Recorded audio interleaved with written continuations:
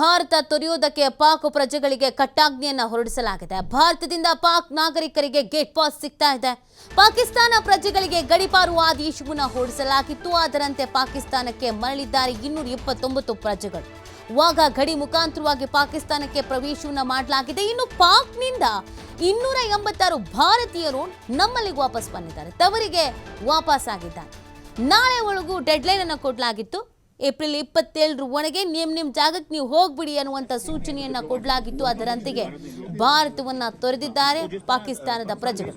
ವಾಘಾ ಗಡಿ ಮುಖಾಂತರವಾಗಿ ತೆರಳ್ತಾ ಇರುವಂತಹ ದೃಶ್ಯ ಸರ್ವೇ ಸಾಮಾನ್ಯವಾಗಿದೆ. ಗಮನಿಸ್ತಾ ಇರಬಹುದು ನೀವು ಕೂಡ. ಇದು ವಾಘಾ ಗಡಿ ಭಾಗದಲ್ಲಿ ಆಗ್ತಾ ಇರುವಂತಹ ಬೆಳವಣಿಗೆ. ಒಂದು ಡೆಡ್ಲೈನ್ ಅನ್ನು ಕೂಡ ನೀಡಲಾಗಿತ್ತು. ಅದು ಏಪ್ರಿಲ್ 27 ಒಳಗಡೆ ನಿಮ್ಮ ಜಾಗ ನೀವು ಖಾಲಿ ಮಾಡಿಬಿಡ್ಬೇಕು, ನಿಮ್ಮ ಊರಿಗೆ ನೀವು ಹೋಗ್ಬಿಡ್ಬೇಕು ಅಂತ, ನಿಮ್ಮ ದೇಶಕ್ಕೆ ನೀವು ಹೋಗಬೇಕು ಅಂತ. ಅದರಂತೆಯೇ ಇದೀಗ ಖಾಲಿ ಮಾಡಲಾಗ್ತಾ ಇದೆ.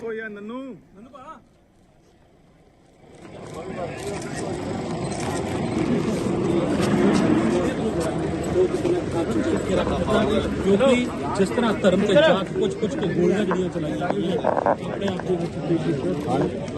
को काफी शर्मनाक है। पीछे आ जाना यार, तुम भी आ जाओ पीछे।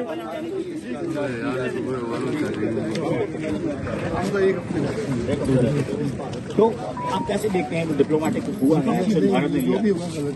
हाँ, तो जिस तरह पाकिस्तान बेस्ड टेररिज्म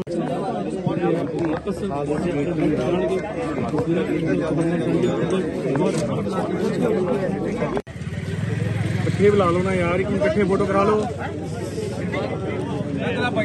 भाई साहब। भाई साइड पे ओ यार नन्नू पा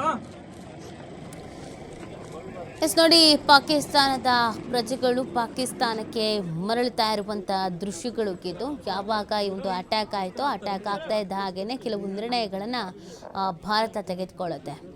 ಬಹಳ ಸ್ಟ್ರಿಕ್ಟ್ ಆದಂಥ ನಿರ್ಣಯಗಳನ್ನು ಕೈಗೊಳ್ಳಲಾಗುತ್ತೆ. ಅದರಲ್ಲಿ ಇದು ಕೂಡ ಒಂದಾಗಿತ್ತು. ಭಾರತದಲ್ಲಿ ಯಾರೆಲ್ಲ ಪಾಕಿಸ್ತಾನದ ಪ್ರಜೆಗಳು ವಾಸವಿದ್ದಾರೋ ಅವರೆಲ್ಲರೂ ಭಾರತ ಬಿಟ್ಟು ಹೋಗಬೇಕು ಅನ್ನುವಂಥ ಸೂಚನೆಯನ್ನು ನೀಡಲಾಗಿತ್ತು. ಅದೇ ರೀತಿಯಾಗಿ ವಾಘಾ ಗಡಿಯ ಮೂಲಕ ಪಾಕಿಸ್ತಾನಕ್ಕೆ ತೆರಳ್ತಾ ಇರುವಂಥ ದೃಶ್ಯಗಳನ್ನು ನೀವು ಗಮನಿಸ್ತಾ ಇದ್ದೀರಾ.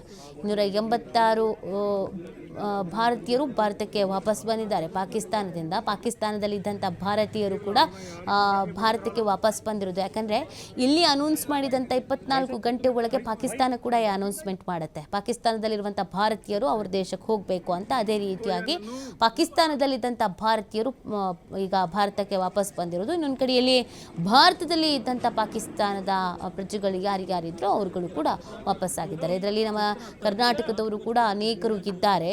ಅವ್ರುಗಳು ಕೂಡ ತೆರಳೋದಕ್ಕೆ ಸೂಚನೆಯನ್ನು ಕೊಡಲಾಗಿದೆ. ಕೆಲವರು ಇಕ್ಕಟ್ಟಿನ ಪರಿಸ್ಥಿತಿಯಲ್ಲಿ ಸಿಕ್ಕಾಕೊಬಿಟ್ಟಿದ್ದಾರೆ. ಕೆಲವರು ಎಜುಕೇಷನ್ಗೆ ಅಂತ ಬಂದಿದ್ದಾರೆ, ಕೆಲವರು ಮದುವೆ ಆಗಿ ಬಂದಿದ್ದಾರೆ. ಈಗೇನು ಮಾಡೋದಪ್ಪ, ಹೆಂಗಪ್ಪ ಹೋಗೋದು ಅಂತ. ಬಟ್ ಇದು ಸರ್ಕಾರ ತೆಗೆದುಕೊಂಡಿರುವಂಥ ನಿರ್ಧಾರ. ಸೊ ಆ ಕಾರಣಕ್ಕಾಗಿ ಹೋಗಲೇಬೇಕಾಗತ್ತೆ. ಕೆಲವು ಸಾಮಾನ್ಯ ಜನರು ಇದರಿಂದ ಸಮಸ್ಯೆ ಎದುರಿಸ್ತಿದ್ದಾರೆ. ಆದರೆ ಒಂದು ದೇಶದ ನೀತಿ ಸಂದೇಶ ಅಂತ ಅಂದಾಗ ಅದನ್ನು ಕಟುವಾಗಿ ಪಾಲಿಸಲೇಬೇಕು.